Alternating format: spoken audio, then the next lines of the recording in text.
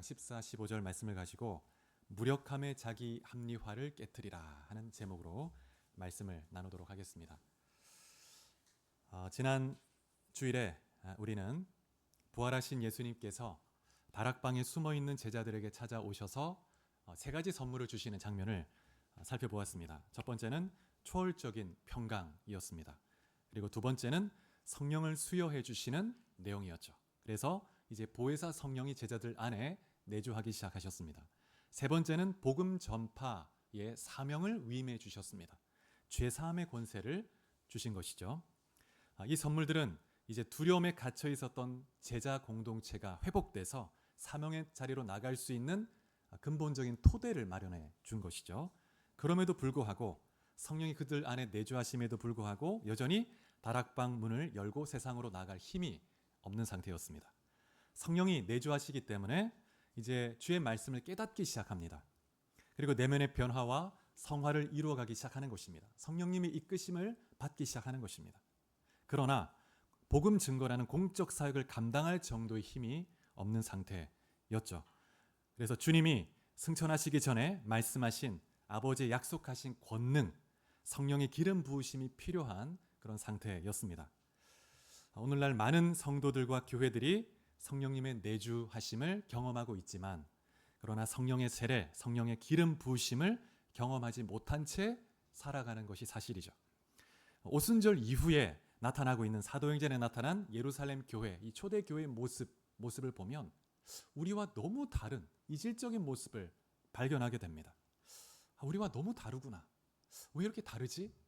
이거는 성경에 나오는 초대 교회가 그런 것이지. 이렇게 말할 것이 아니라 우리는 이 다름을 겸허하게 인정할 필요가 있습니다. 주님이 우리에게 또 우리 교회에게 원하시는 것은 이것이 다가 아닐 것이다. 이것이 다가 아닐 것이다. 우리에게는 뭔가 결정적으로 결핍된 것이 있다. 결핍된 것이다. 그런데 여러분, 그것은 제자들이 성령 세례 받기 이전에 경험했던 것과 똑같은 그런 상황이었던 것입니다. 우리가 신앙생활할 때 유일한 기준과 규범은 바로 성경이죠. 하나님 말씀 성경인데 오늘날 많은 그리스도인들이 이 성경적 기준에서 벗어나서 양극단으로 치우치는 것을 볼 수가 있는데 첫 번째 극단은 뭐냐면 성경보다 다른 무언가를 더 높은 권위에 두는 것입니다. 어떤 이들은 교회 전통이나 어떤 특정한 권위자를 성경과 동등하거나 그 위에 놓습니다. 가톨릭이 대표적인 경우인데 성경보다 교회 전통이나 또 교황의 권위를 더 성경보다 우위에 두고 있습니다. 그래서 동정녀 마리아가 무죄로 탄생했다. 죄 없이 탄생했다. 그리고 마리아가 승천했다. 이런 내용들은 성경에 나오지 않습니다. 그런데 그들의 교리를 이렇게 세워가고자 하니까 교황의 권위로 그런 교리를 확정해버린 것입니다. 교황의 권위가 성경 위에 있는 것이죠. 또 어떤 사람들은 주관적 체험이나 개인적인 계시를 성경보다 더 우위에 두기도 합니다. 주관적 체험을 하나님이 허락하시지만 그러나 그 주관적 체험을 성경의 원리와 가르침보다 우위에 두게 될 때 우리는 그릇된 길로 갈 수 있죠. 그리고 심지어 이단들은 같은 성경을 사용하지만 그 성경의 여러 구절들을 자신들의 교리를 세우기 위해서 짜집기 합니다. 그래서 각각의 구절들은 그런 의미가 아닌데 그런데 그것을 짜집기 해서 자신들의 교리를 만드는 거예요. 어떤 교리도 만들 수 있습니다. 이 성경의 구절들을 짜집기 하면 뭐라도 만들어낼 수 있습니다. 근데 그것은 전혀 성경이 의미하는 바가 아니고 성경을 주신 하나님을 존중하는 태도가 아니죠.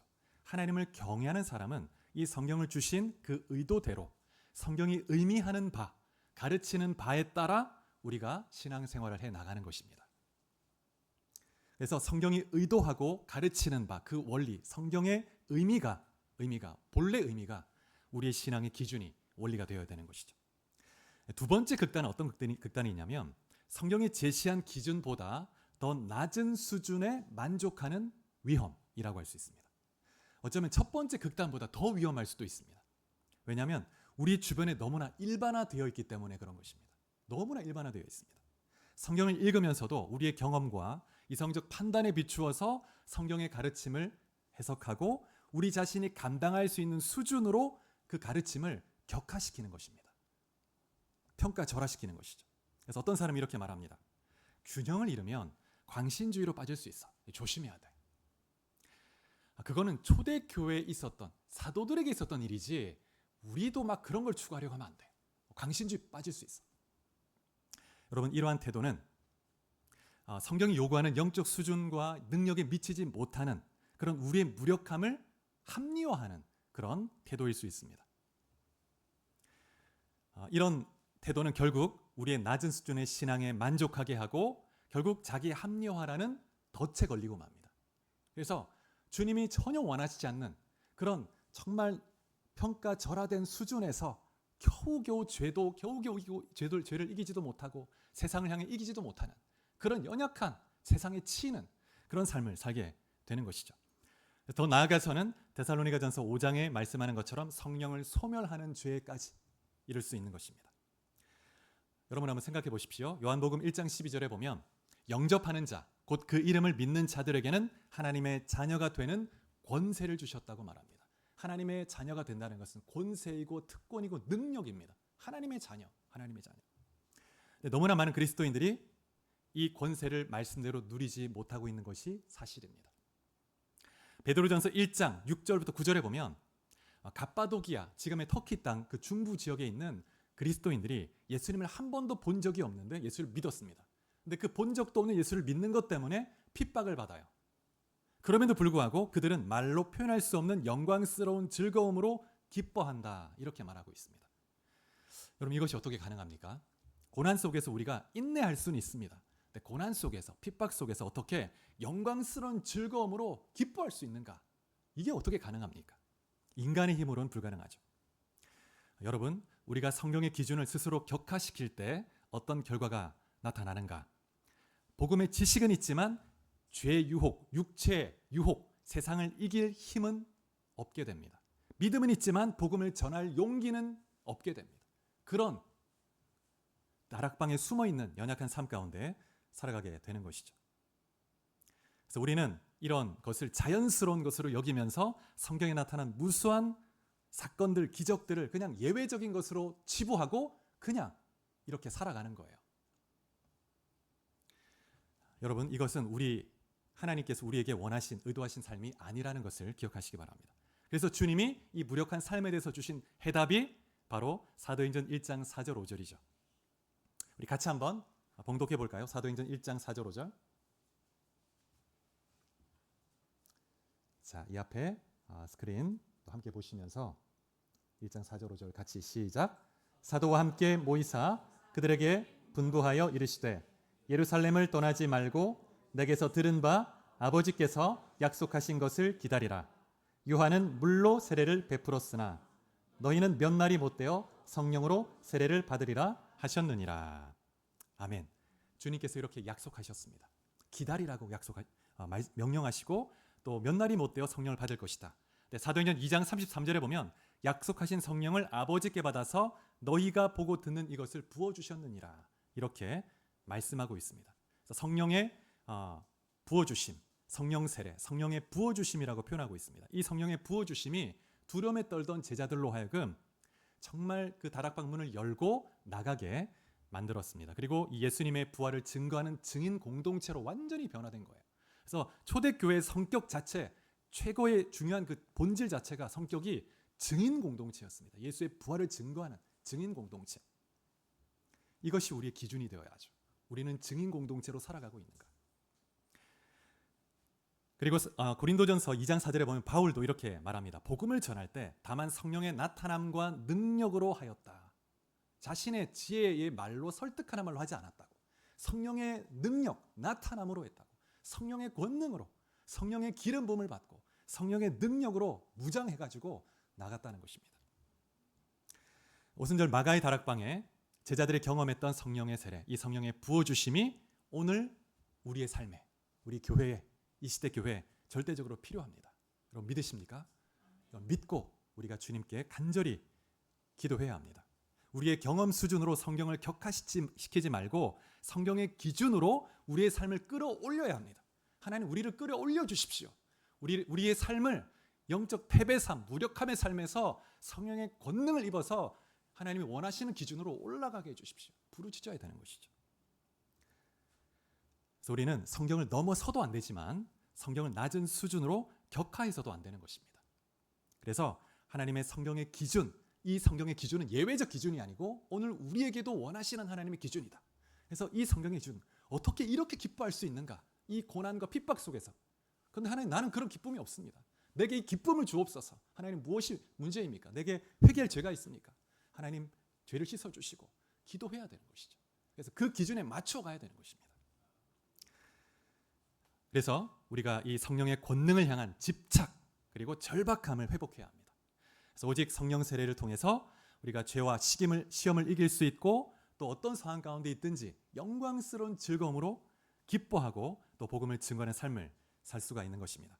그래서 오늘 본문에 보면 이 성령의 권능을 절박하게 사모하며 기도했던 제자들의 수가 120명이나 되었다고 말하고 있습니다. 제자들이 주님의 약속을 믿고 간절히 기도한 것이죠. 그래서 10일 후에 주님이 약속한 성령을 부어주셨고 증인 공동체로 변화된 것입니다. 근데 한 가지 질문을 할 필요가 있는데, 한 가지 의문이 드는데, 고린도전서 15장에 보면 예수님의 부활을 직접 목격한 그 목격자의 수가 나옵니다. 몇 명쯤 될까요? 12제자를 포함해서 514명, 적어도 514명 정도가 됩니다. 예수님의 부활을 직접 목격했습니다. 500명에게는 주님이 동시에 나타나셔서 보여주셨습니다. 그래서 500명이 넘는 사람이 주님의 부활을 목격했고 주님의 평강을 받았고 성령의 내주를 경험했을 것입니다. 구원받은 자들이죠. 구원받은 자들입니다. 그런데 예루살렘을 떠나지 않고 능력으로 입혀질 때까지 기도한 사람들은 120명에 불과했다는 거예요. 나머지 380명, 한 400여 명은 어디로 간 것일까요? 그래서 500명이 넘는 사람들이 구원의 확신, 부활의 기쁨을 누렸지만, 주님의 평강을 누렸지만 성령의 권능을 경험하고 복음의 증인 공동체로 딱 세워진 것은 그 500명 중에서 120명의 무리에 불과했다는 것입니다. 그래서 이 거대한 간격이 우리에게 질문을 던지죠. 나는 500명의 믿음에 머물고 있는가? 아니면 20명처럼 권능을 향해 나가고 있는가? 권능으로 복음을 증거하는 삶을 살고 있는가? 나는 어디에 속해 있는가? 이 두 그룹의 차이는 순종과 간절함에 있습니다.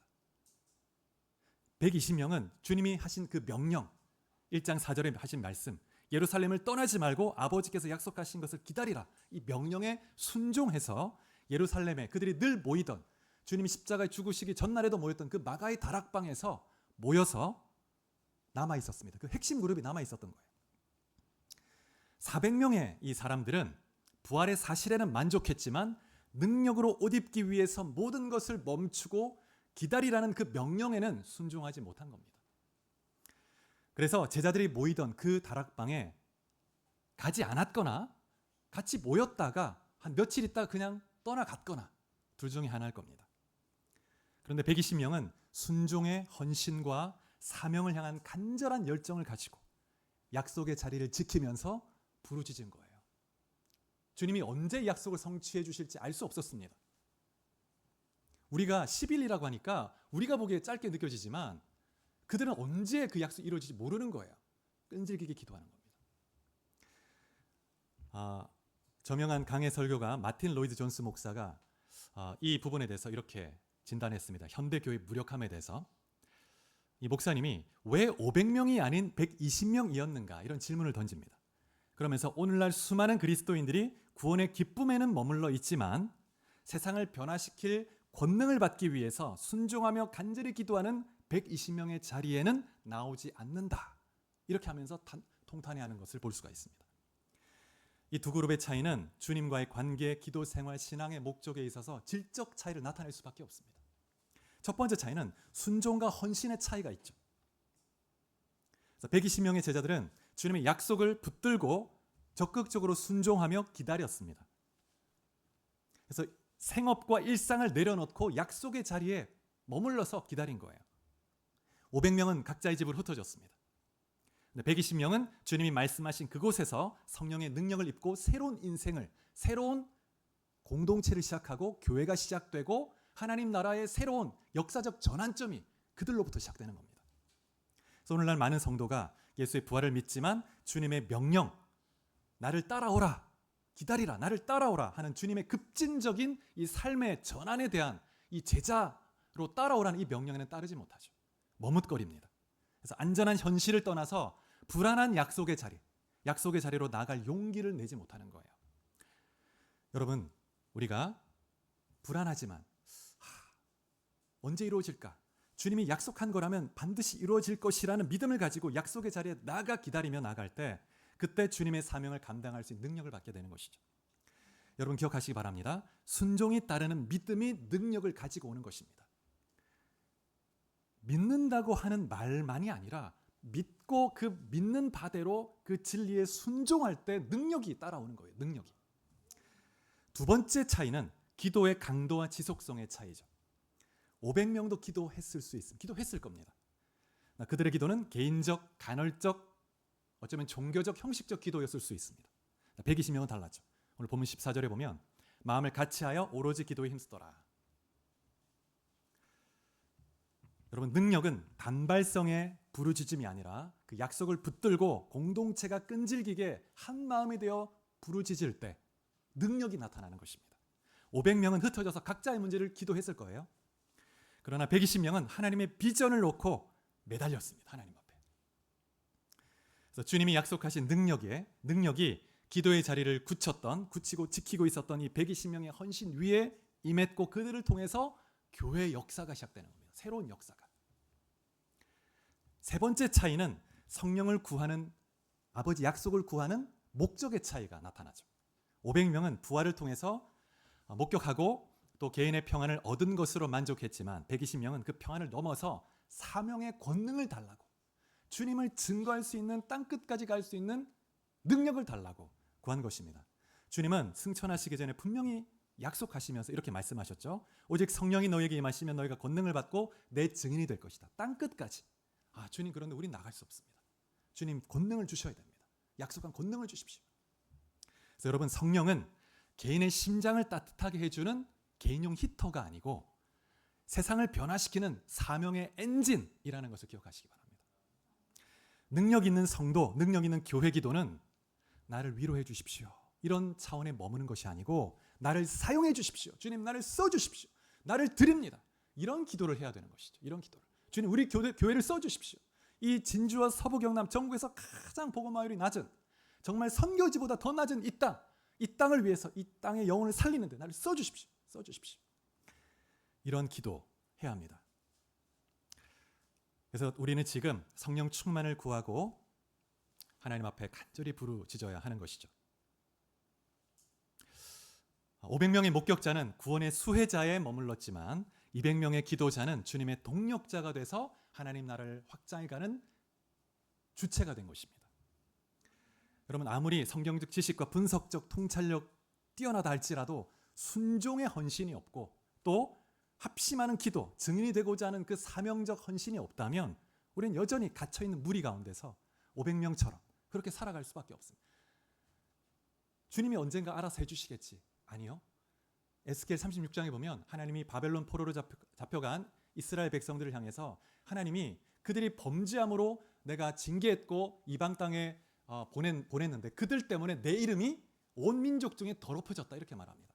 그런데 그 더럽혀진 이름을 내가 스스로 내 이름의 거룩함을 드러내기 위해서 내 스스로 그들을 다시 회복하겠다. 그들 때문이 아니고 내가 내 이름을 위해서 하나님 그분이 직접 하시겠다는 거예요. 그런데 그러면서 하나님 뭐라고 하시냐면 그래도 너희가 이렇게 구해줘야 할 것이니라, 이렇게 말씀하는 거예요. 자, 그러면 우리가 어떻게 기도해야 할지 오늘 본문 14절 말씀 좀 더 자세히 보겠습니다. 14절에 보니까 제자들이 여인들과 예수님의 아우들과 더불어 마음을 같이해서 오로지 기도에 힘썼다고 말하고 있습니다. 두 가지 특징을 좀 살펴보고 싶은데요. 먼저 여러분, 이 제자들이 주님의 명령, 예루살렘을 떠나지 말고 약속하신 것을 기다리라 하는 이 명령을 받았는데 이 명령은 기다림과 함께 기도에 힘쓰는 의미를 함께 내포합니다. 그래서 이 기다린다는 것은 인간적 계획, 전략, 자력으로 문제를 해결하려는 이 모든 시도를 내려놓고 주님을 기다리는 거죠. 그런데 이 기다림은 단지 수동적으로 물러나서 손 놓고 있는 그런 상태가 아니고 하나님의 약속에 대한 전적 의존의 마음을 가지고 적극적인 대기 상태에 돌입하는 겁니다. 적극적으로 하나님께서 이 약속을 언제 성취하실까 기다리면서 부르짖으면서 적극적인 의지를 가지고 바라보는 것이죠. 그래서 그렇게 기다리는 것입니다. 근데 제자들의 이 기도의 특징 두 가지. 첫 번째, 마음을 같이하여. 마음을 같이하여. 14절에 보면 이 단어는 헬라어로 호모디마돈이라는 단어인데 두 가지 단어가 합성어로 되어 있습니다. 하나는 호모스라는 단어, 그 다음에 디모스라는 단어인데 호모스는 같다는 뜻입니다. 같다. 그 다음에 디모스는 영혼, 열정, 의지 이런 뜻이죠. 그래서 하나의 열정을 가진 한 영혼이 됐다는 거예요. 단순히 의견 일치가 아니고 영적 만장일치가 된 겁니다. 영혼이 하나가 된 거예요. 영혼이. 그래서 하나님 앞에 기도하며 나아가는데 사도행전에만 10번 정도 이 단어가 쓰이죠. 초기 기독교 공동체의 정말 중요한 특징, 성령 안에서 그 영혼이 복음 전파, 땅끝까지 복음 전파라는 이 사명에 영혼의 만장일치를 딱 이루어서 같이 나간 겁니다. 120명의 제자들은 각자 개인적 기도 제목을 가지고 뿔뿔이 흩어져서 기도한 것이 아니고 개인적으로 기도하지만 또 모여서 다 같이 성령 강림, 지상 명령이란 이 사명을 위해서 열정을 가지고 한 영혼으로 기도한 것이죠. 여러분, 우리가 기도할 때 각자 개인적 목적을 위해서 기도할 필요가 있습니다. 내 건강, 재정, 또 나의 모든 문제를 위해 기도해야 합니다. 그러나 그러한 기도에 머물러 있다면 그러면 능력이 나타나지 않습니다. 우리가 정말 120명처럼 함께 모여서 한 영혼이 돼가지고 정말 주님의 사명이라는 이 초점을 향해서 주님, 우리 힘으로 할 수 없으니 성령을 부어주십시오. 혼연일체가 돼가지고 부르짖고 기다리며 나아갈 때 하나님이 역사하는 것입니다. 영적 공명이 일어나죠. 이 공명이 울림이 일어나서 천국에까지 보좌에 상달되게 되는 것입니다. 두 번째, 오로지 기도에 힘쓰니라. 오로지. 이 단어는 프로스카 테룬테스. 좀 어렵죠. 근데 이 단어 뜻이 뭐냐면 끈질기게 붙잡고 매달리다, 지속적으로 충실하게 전념하다 이런 뜻입니다. 끈질기게 끝까지. 이것은 해도 되고 안 해도 되는 그런 임의적인 선택이 아니고 필사적인 태도로 매달리는 그런 태도입니다. 그래서 아까도 말씀드린 것처럼 우리는 10일 후에 성령이 강림한 것을 알지만 이들은 모릅니다. 언제 이 약속이 성취될지. 간절히 기도한 거예요. 하나님 앞에. 그런데 400여 명은 며칠 정도 기도하다가 안 되나 보다. 그냥 떠나간 사람도 분명히 있을 겁니다. 하지만 120명의 제자들은 전적으로 하나님의 약속을 붙들고 끈질기게 영적 만장일치를 이루어서 끈질기게 매달리며 부르짖은 거예요. 우리 안에 이러한 120명의 영적 DNA가 회복되어야 합니다. 마음을 같이 해서 하나님 비전을 품고 기도할 때 영적 공명이 일어나는 거예요. 공명이 웅웅 일어나면서 보좌에 상달되고 어둠의 영들은 확 진동이 일어나니까 두려워 떠나가고, 여러분 성령이 임할 때 두려움의 다락방문을 열고 능력 있는 증인으로 나갈 수 있게 되는 것입니다. 그래서 좀 결단하며 나가면 좋겠습니다. 여러분, 말씀하신 주님이 우리에게 말씀하신 기다림의 자리, 약속의 자리, 그 자리로 나가야 합니다. 여러분의 가정이 와룸이 되게 하십시오. 전쟁하는 기도실이 되게 하시고, 또 언제든지 정말 어려움을 직면할 때 주님의 몸된 교회 예배당으로 나와서 이 앞자리 앉아서 기도하십시오. 성령을 부어주시도록 기도하시기 바랍니다. 그래서 또 우리가 개인적 기도를 넘어서 공동체적으로 영적 혼연일치를 이루어서 한 마음 한 영이 되어야 되죠. 기도해야 되면서 주님 성령을 부어주십시오. 그래서 오늘부터 여러분 삶의 가장 최고의 우선순위 기도 제목, 성령의 기름 부으심, 권능을 부어주십시오. 우리 교회적으로 기도합시다. 이러한 성령의 임하심이 없다면 우리는 죽을 때까지 이 죄 쓰러지고, 또 넘어졌던 죄 또 쓰러지고, 이 시험 빠졌던 시험에 또 넘어지고, 그렇게 평생 치고 살다가 그냥 불에서 거슬린 그런 구원 받는 거예요. 주님이 알아서 해주시겠지, 때가 되면 해주시겠지. 아니요, 그러다 죽습니다. 예수 그리스도의 약속을 붙들고 간절히 기도해야 되는 거예요. 간절히. 그때 소망이 있습니다. 그래서 우리 주님 사랑 교회가 성령의 권능을 입어서 120명의 그런 제자들처럼 이 땅, 이 진주와 서부 경남 땅에 영적인 대변혁을 일으키는 주체로 정말 중심에서 쓰임 받는 그런 공동체 될 수 있기를 주의 이름으로 축복합니다. 같이 기도하겠습니다.